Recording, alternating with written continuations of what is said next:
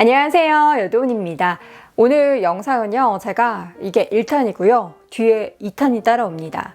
제가 ETF 관련해서 참 제 채널에서 많은 영상에서 ETF 이야기를 했어요. 뭐 발당 관련해서도 그렇고 미국 주식 관련해서도 그렇고 대놓고 펀드보다 ETF가 왜 좋은지 펀드 하시는 분들은 ETF를 왜 안 하시는지 다양한 쪽에서 ETF 이야기를 했는데 ETF의 장점만 이야기를 해서 그 영상 아래에 이런 점을 주의해야 합니다. 뭐 이런 글들도 감사하게도 많이 올려주셔서요. 제가 사실 모든 상품에는 리스크가 존재를 하잖아요. 그래서 정말 열심히 이게 또 주의할 점은 과하게 주의해도 부족함이 없는 거잖아요. 또 조심하면 좋으니까. 그래서 이거 정리하다 보니까 영상이 너무 길어지는 거예요. 그래서 두 편으로 나눠봤습니다. 오늘 1탄에서는 5가지 내용을 우선적으로 정리를 해드리니까요. 관련된 내용 꼭 참고하셔서 ETF 투자하실 때 이러한 부분 잘 참고해 보시면 좋을 것 같습니다.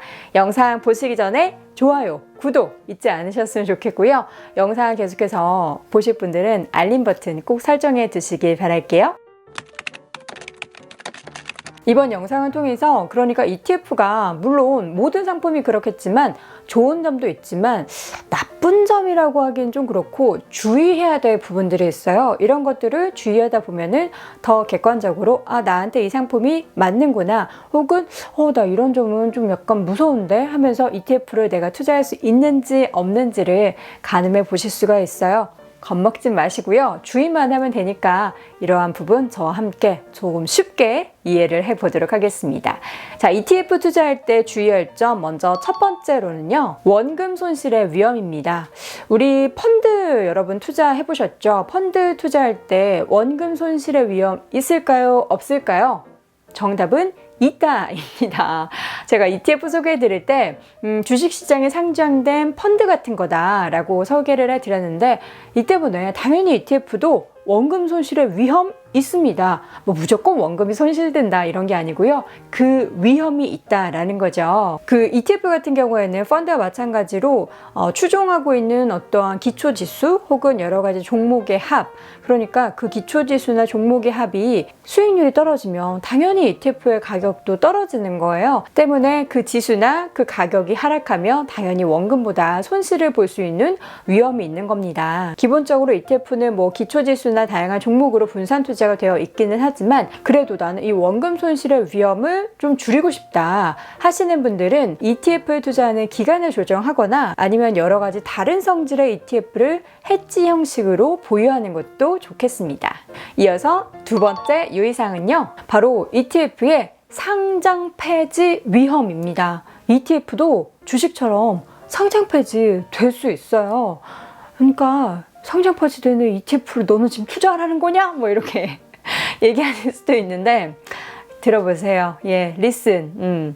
상장 폐지, 그러니까 주식의 상장 폐지처럼 ETF의 상장 폐지는 모든 투자금을 후루루 날려버리는 거는 아니에요.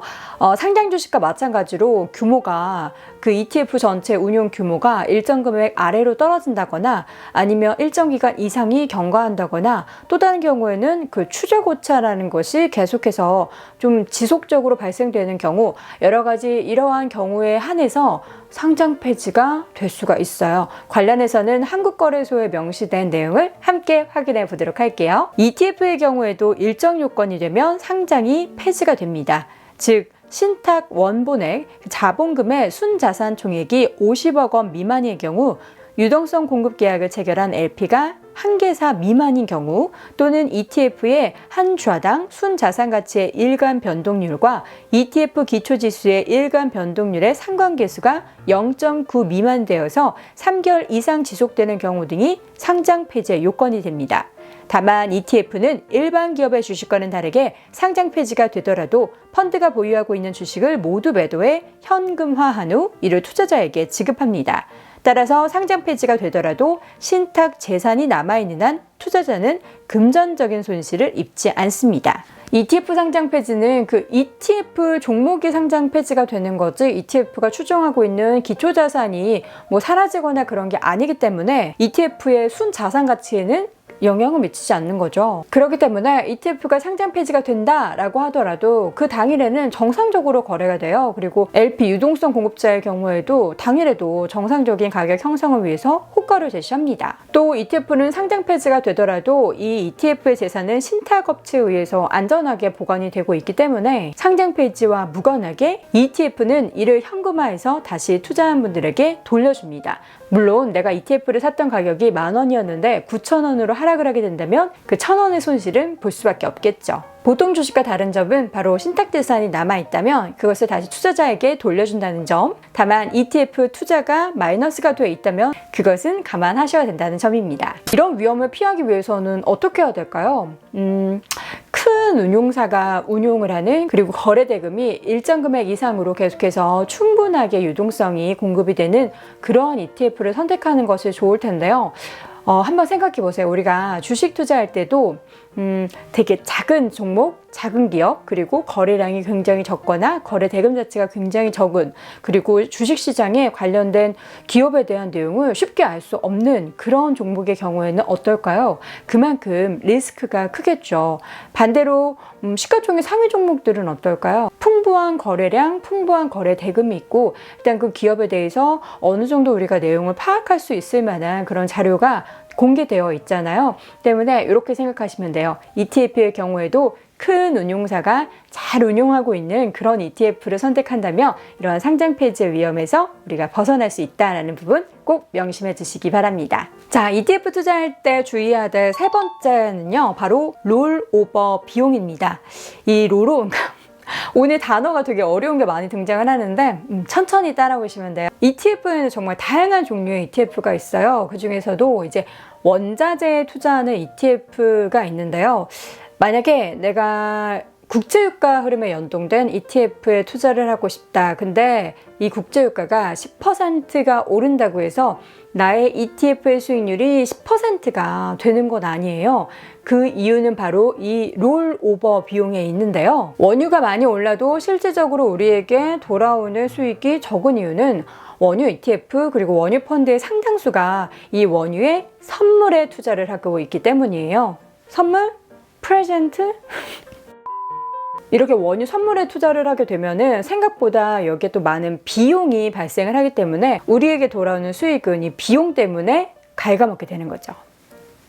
원유 ETF 대다수 종목도 지금 현재 뉴욕 상품거래소에서 거래되고 있는 WTI 그 원유 선물에 투자를 하고 있는데, 여기서 보면은 이 원유에 투자하는 대상이 현물이 아니고 선물이에요. 선물이 뭐지? 하시는 분들을 위해서 간단하게 설명드리자면, 선물이라는 것의 정의는 미래의 특정 시점에 원유를 인수하기로 약속을 하는 겁니다. 선물의 경우에는 그래서 대다수가 만기가 한 달 단위로 정해져 있어요. 이 만기가 되다 보면 그래서 기존의 선물을 매도를 하고 그 다음 달 선물을 다시금 매수를 하게 되는 거죠. 이때 이렇게 선물이 교체되면서 발생하는 비용을 롤오버 비용이라고 부릅니다. 예를 들어서 지난 주말 기준으로 거래가 되는 WTI 선물 거래 중에 가장 거래가 활발한 근월물인 2월물의 경우에는 예를 들어 $100의 거래가 되고 있다. 하지만 그 다음 달 만기 3월의 경우에는 $110의 거래가 되고 또 그 다음 달인 4월 만기의 경우에는 $120의 거래가 된다고 했을 때 2월물에서 3월물로 갈아타면 더 비싼 가격으로 선물을 갈아타야 되죠.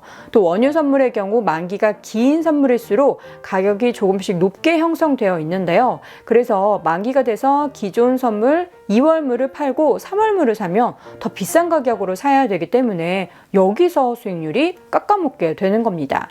그래서 유가가 만약 $100에서 $110로 올랐다고 해서 원유 ETF의 수익률은 10%가 되는 것이 아닌 거죠. 그렇다면 이 근월물인 2월과 원월물인 4월간의 가격 차이가 항상 발생하느냐? 가끔은 반대로 만기가 좀 긴 원월물이 더 싸서 갈아탈 때 수익이 날 때도 있어요. 그래서 이런 걸 두고 근월물 가격보다 원월물이 비싸서 비용이 발생하면 콘탱고, 그리고 이 반대로 싸지면 백워데이션이라고 하는데 일반적으로는 콘탱고가 많이 발생을 합니다. 그래서 원유 펀드 그리고 ETF 투자하실 때는 이 롤오버 비용이라는 걸 꼭 염두를 해 두셔야 돼요. 그럼 이 롤오버 비용을 좀 피해서 내가 유가나 원유에 투자하고 싶은데 어떻게 해야 하냐? 그럴 때는 원유 선물에 투자하는 펀드나 ETF보다는 관련한 기업에 투자하는 펀드나 ETF 쪽에 관심을 두는 것도 좋고요. 그리고 원유 ETF 투자의 경우에는 장기적으로 투자하는 것보다는 원유 가격이 단기적으로 급작스럽게 변동이 될 것 같다라고 생각할 때 단기 투자용으로 생각하시는 것도 좋겠습니다. 롤오버 비용에 대한 이해 잘 되셨죠? 이 부분만 잘 생각하시면 원유 ETF 투자하시는 것도 그렇게 어렵지 않을 거예요. 자, 이어서 ETF 투자 유의사항 4번째 가볼게요. 잘 따라오고 계시죠? 우리 벌써 4번째 지금 넘어가고 있는 거예요. 바로 ETF 투자할 때 주의해야 될 점은 유동성 공급자 LP의 호가가 없는 시간을 유의하라입니다. ETF에 이제 굉장히 처음에는 너무 좋다, 쉽다 뭐 이런 얘기 했는데 여러 가지 어려운 단어가 나오다 보니까 여도운 너 뭐냐, 처음에는 다 쉬운 얘기만 하다가 왜 자꾸 어려운 얘기 하느냐 뭐 이러는데 막상 또 이렇게 보면은 단어만 어렵지 그 내용은 별로 어렵지 않아요. 유동성 공급자, 그러니까 유동성을 공급하는 사람, 그러니까 기관 투자자들을 이야기하는데 그들이 호가를 제시할 의무가 있어요. 호가를 왜 제시하냐?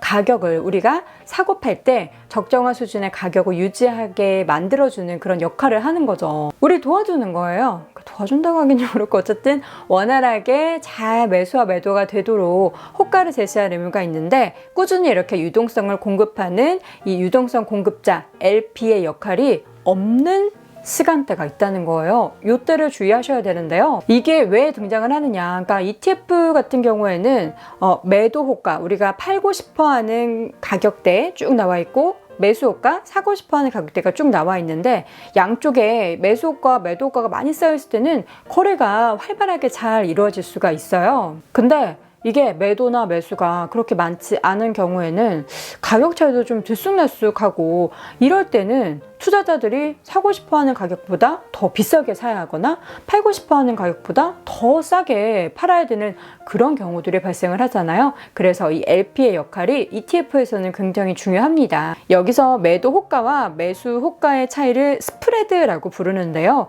이 스프레드를 다시 매수 호가로 나눈 값을 스프레드 비율이라고 부릅니다.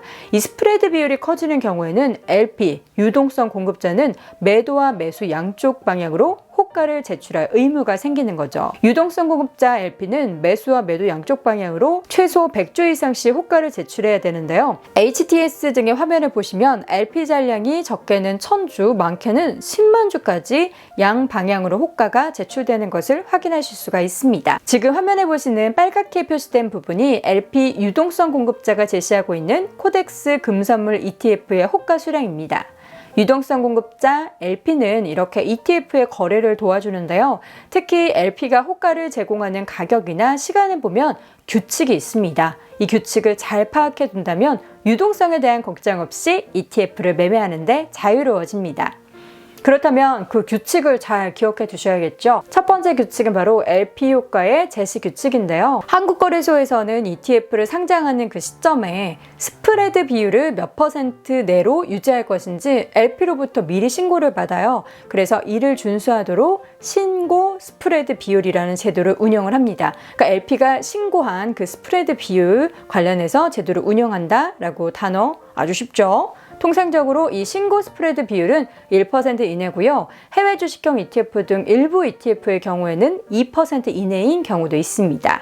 이 신고 스프레드 비율이 작을수록 투자 시에 거래 비용이 절감되고 매매도 쉽게 체결될 수 있어서 투자자분들에게는 유리한 거죠. LP의 호가 의무가 그렇다면 늘 있느냐? 호가 제시 의무가 없는 시간에 유의하라 라고 했잖아요. 이 LP가 호가를 제시하지 않아도 되는 시간이 있어요. 언제 호가 제시 의무가 면제되는지 그럼 볼까요? 먼저 장 개시 시점인 단일가 매매를 위한 호가 접수 시간인 8시부터 9시 그리고 증권시장 개장 이후 5분간 그러니까 9시부터 9시 5분 그리고 장이 끝나는 시점에 단일가 매매를 위한 동시호가 시간인 15시 20분부터 30분까지는 LP의 호가 제시 의무가 면제되기 때문에 있는데 이 시간에는 유동성 공급자가 호가를 제출하지 않아도 됩니다. 그리고 9시 5분부터 3시 20분 사이라고 해도 시장 가격 대비 ETF의 호가 스프레드 비율이 신고했던 신고 스프레드 비율 이하면 LP는 호가를 제출하지 않아도 됩니다. 이렇게 LP가 호가를 제출하지 않아도 되는 시간에는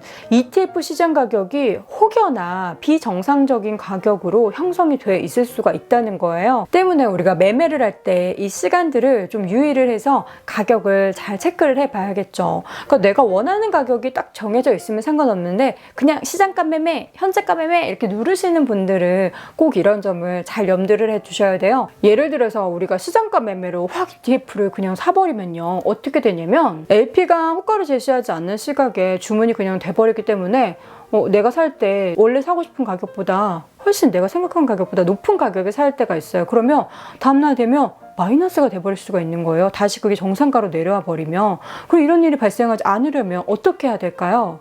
그런 시각에 매매를 하기보다는 조금 피하거나 아니면 정확하게 내가 시장가 현재가가 아닌 확실하게 지정된 내가 지정하고 싶은 그 가격에 매매를 하는 게 가장 좀 안전하지 않을까라는 생각이 듭니다. 자, ETF 매매할 때 주의해야 될 부분들 정리를 해드렸어요. 2탄에도 더 남아있는데 제가 쉽게 설명드린다고 설명드렸지만 해자 단어 부분에서 뭐지? 멘붕 이러실 수가 있는데 다시 한번 돌려보시면서 단어 정리하시고 또 따져보면 그렇게 어렵지 않아요. 주의할 점만 몇 가지 체크해 두신 다음에 ETF 매매할 때 도움이 되셨으면 좋겠습니다. 자, 오늘 영상은 여기까지고요. 영상 잘 보셨다면 구독, 좋아요, 그리고 계속해서 알림 버튼 꼭 잊지 마세요. 그럼 저는 다음 영상으로 돌아올게요.